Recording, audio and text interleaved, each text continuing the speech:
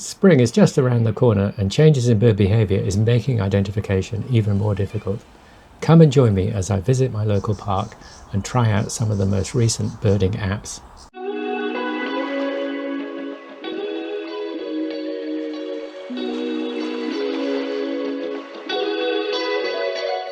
So I'm here at the Audley Visitor Centre, which is in the Royal National Park. It's about 40 kilometres south of Sydney and is my local bird watching area. I'm here in August, so this is springtime for us, and you can see it's a lovely sunny day, although it has been raining as well. And what you notice when it gets to springtime is that the behaviour of birds changes quite dramatically. And that's got me thinking about how you might go about identifying birds when their behaviour is maybe not what you would expect. And so what I'm going to do today, as well as trying to look at the behaviour of the birds, I'm also going to trial a number of the apps that are available to help us identify birds. So join me today and see what we can find. So there's lots of places to explore around Audley.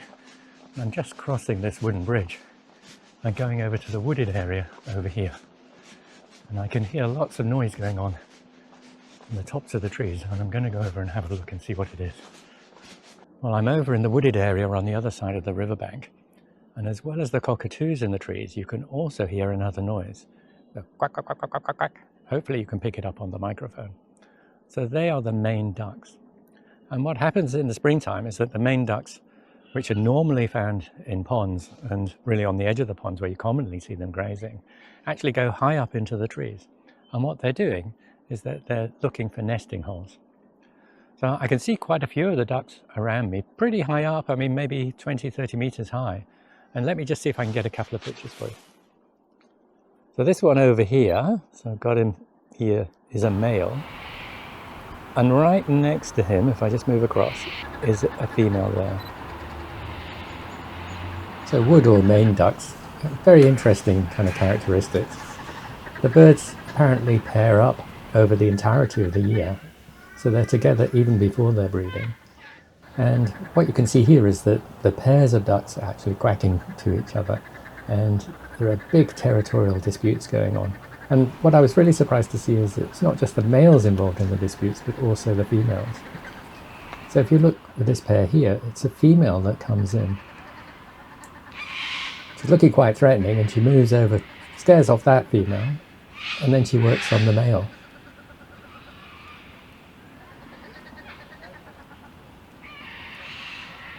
So what they're doing is that they're setting out their territories and they're looking for nesting sites. And what you'll see is this female goes over and is inspecting a hole in the tree there. And you know, when it comes to it, they'll lay their eggs in the holes, like a hole like this one. And actually the babies have a terrifying journey then. When they hatch out, they have to fly all the way down, or basically they fall out of the holes and go all the way down to the ground. So here there's a male up there keeping his eye out on that pair down there. He drives them off, and then he has to spend his time defending that hole there. So there's a lot of argy-bargy going on, awful lot of noise. It's very exciting, but of course it creates a problem, I feel, because you don't normally expect to see ducks in trees. So the unusual behaviour of these Maine ducks being up in the tree has got me thinking about how a novice might try and identify these birds. I think anybody, if they saw a bird swimming in a river or a lake, would almost immediately think of a duck. But with these ducks in the trees, that's a bit more problematic. And in fact, while I've been here, passers-by have been asking me what I've been looking at. So it clearly isn't that obvious. Now, the mainstay that you'd use to try and identify birds traditionally would be a bird identification book like this Michael Morecambe Field Guide to Birds of Australia. And what you would traditionally do, and this is the way I learned birds in Australia, was actually go through this bird guide and try and identify your bird. Now, these guides are very good, but the layout may be less than helpful. And in fact, I know that when we're looking at ducks, then we'd be looking towards the beginning of the bird book. And here on this page, which is almost right at the beginning, we can see the Australian wood duck. And it has very nice illustrations that will allow us to identify that bird. We can see its geographical distribution, and we can see some aspects of its behaviour written there. So when you're using a field guide, it's quite a nice thing to do, and I still use them nowadays. So the nice thing about them is that immediately on one page you can see all the aspects of the bird. The downside is you kind of have to know what the bird is, or at least where the bird is classified, before you can actually use it. Although I do like flicking through it, so sometimes I come across a mysterious bird and I just have to flick through all the pages to try and find it. But let's move on and have a look at these apps. And the two apps I just want to compare now are an app called Birda and another one called Birdly. So if we look at the Birda app, if we open it up, we can see it has this rather complex opening page, but then what we're trying to do is identify the bird. So if we go straight to bird identification, I'm going to ignore photo ID in these apps, although I do know that it works quite well. The problem is that you need to have quite a good picture, and so you need to have either a camera with a long lens, or you need to be really close to the bird. So I'm just going to put that to one side, and let's see if we just look at the species guide what we can find. So this listing here is giving us a listing of all the birds. It's not very helpful at all.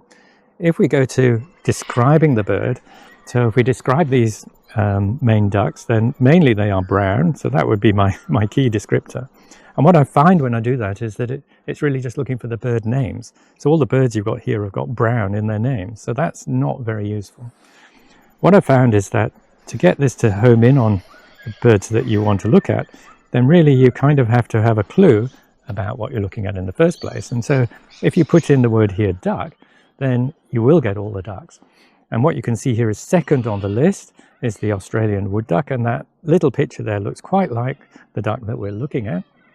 And here you can see the enlargement, and there's the male, and here's the female, and I think you can see they're very similar to the birds that we've got in the tree. So we'd have a reasonably positive identification there.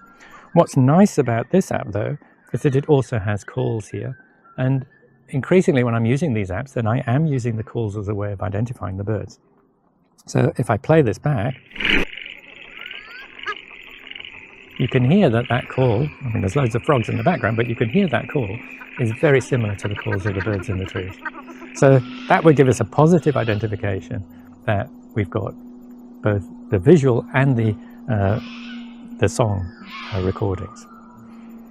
So let's try the other app. So that was Birda. Now let's try Birdly, and I've got to declare an interest here. Birdly is produced by BirdLife Australia, and I'm on the committee of the Southern New South Wales BirdLife Australia organisation. So here, if we go into this, one of the opening pages is actually just to look at a pictorial representation of all the different birds that you might see.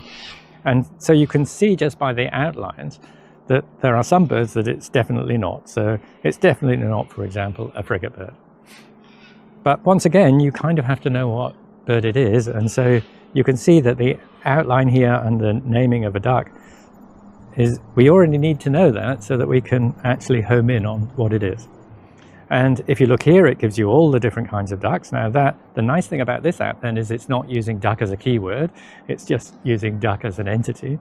And you can see along here there's all sorts of different ducks. And there could be some candidates that you might think it might be. So grey teal, I mean, similar size, similar sort of looking duck. But I can see here the picture looks quite similar to the ones that we got in the tree. And when I click on it, then you can see that we've got images of both the males and females.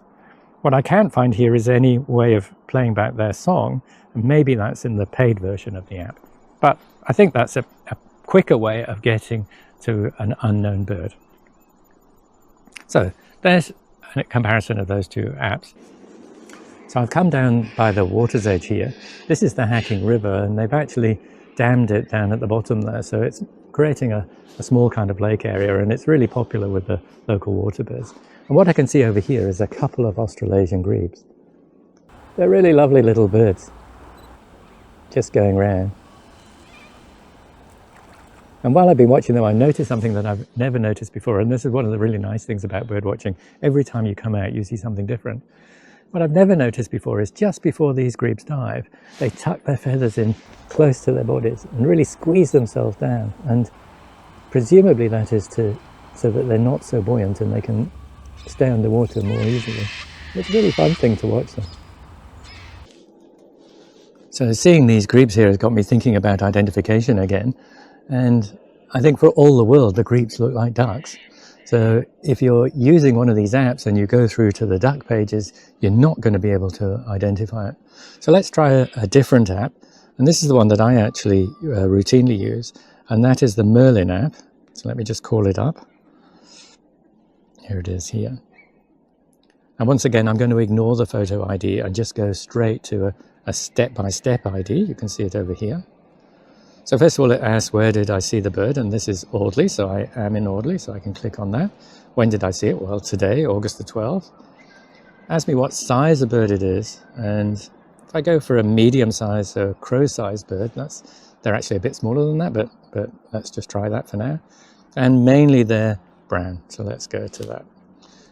Now here's some kind of leading questions here. So got swimming on the ground and in the trees. So that would have an impact on the main ducks that we spoke about just earlier on, but luckily these guys are swimming. And so that should narrow the field down to mainly small brown ducks. So here we got a teal, got a grey teal, Pacific black duck. So we go through, there's the main duck that we identified in the trees before. Penguin, well, they're not penguins, they don't look anything like a penguin. But there you are, we got the Australian grebe, or Australasian grebe, I should say. What's a bit confusing here is that this first picture that you come across is showing it in its breeding plumage. But if you swipe across, you can see that there's an image that looks almost exactly like the birds that we can see here. So that was quite a nice way of getting to the bird using some of its characteristic rather than its name. So I quite like the Merlin app. And actually what I do routinely is I use eBird as a way of actually just listing the birds, and eBird is linked, or you can link it to Merlin, and that enables me, if I'm not quite sure about bird identification, to go through to Merlin and do this identification here. So this was by no means a comprehensive review, but let me just summarize the findings that I've got, and while we do, let's look at some footage I took of Australasian grebes last summer, and you can see the adults are clearly in their breeding plumage. So the first app I tried was Birda. I didn't find the search very good. It seemed to default to bird names. There isn't a shape or a feature search. And although the birds we found had sounds, some of the birds do not have sounds. The second app is the Birdly app. I found that the picture panels were quite useful for identifying the bird families. It also has a feature filter, which you can go through and look at kind of beak length and size and all those kind of things. But I found that was rather prone to error, and I didn't cover that in the video today. It doesn't have songs, but it does have songs in the paid version, which costs about $30 annual subscription. And then the final app that I used was Merlin. It has a good basic filter, it has bird sounds, and best of all, it's free. And the way I use it is that it links with eBird, and so I can use it with my earbird list and also then check up on the identity of the birds using Merlin. So I hope you found that useful and maybe give you some idea of the kind of apps that you can use. And I've just come up into the woods. There's a really interesting bird here, a really beautiful bird. It's a Fantail Cuckoo.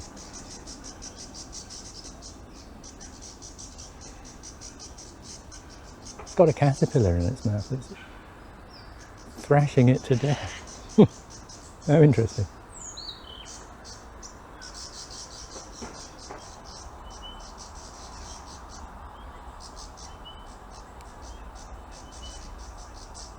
So let's try Merlin again, because we had the most luck with Merlin before.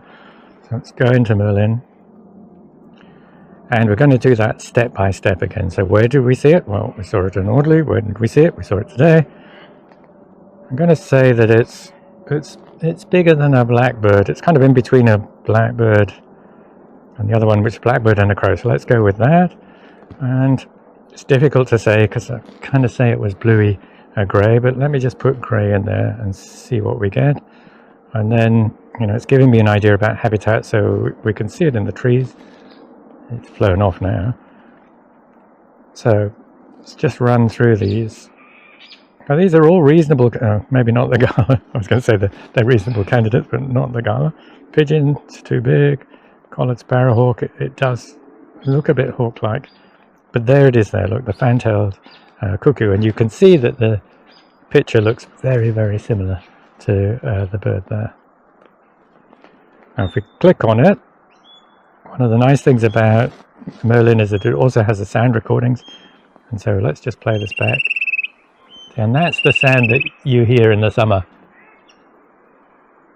We're in August now and I haven't heard that sound yet, but in the summer the woods are full of this sound.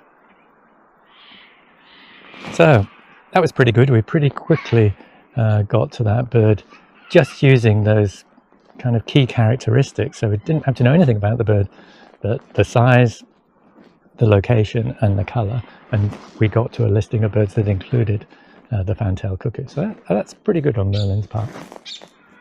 So as usual, when I'm out birding, I enjoy myself. It was really fun to see those Maine ducks and look at the grebes and all the other birds.